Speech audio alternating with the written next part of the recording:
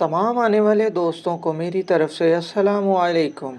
आज का हमारा मौजू शान इमाम हसन हुसैन रज़ी अल्लाह अन्हा। ईद का दिन था। इमाम हसन हुसैन अपने नाना मोहम्मद सल्लल्लाहु अलैहि वसल्लम के पास वापस आए और फरमाया, नाना जान, सबके पास सवारी है, हमारे पास सवारी नहीं है, हमको भी सवारी पर बैठना है। हमारे प्यारे नबी हज़रत मोहम्मद सल्लल्लाहु अलैहि वसल्लम ने इमाम हसन को अपने एक कंधे पर और इमाम हुसैन को अपने दूसरे कंधे पर बैठाया और कहा, हसन बेटा, मेरे सर के आधे बाल तुम पकड़ लो और आधे बाल हुसैन तुम पकड़ लो। मैं तुम दोनों की सवारी हूँ। मोहम्मद सल्लल्लाहु अलैहि वसल्लम अपने शहज़ादों को कंधों पर बैठाकर बाहर आ गए।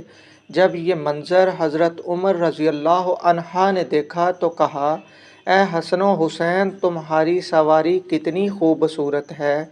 इसके जवाब में मोहम्मद सल्लल्लाहु अलैहि वसल्लम ने फरमाया, ए उमर, सवार भी तो देख कितने खूबसूरत हैं। सुबहान अल्लाह। जिसको हमारी वीडियो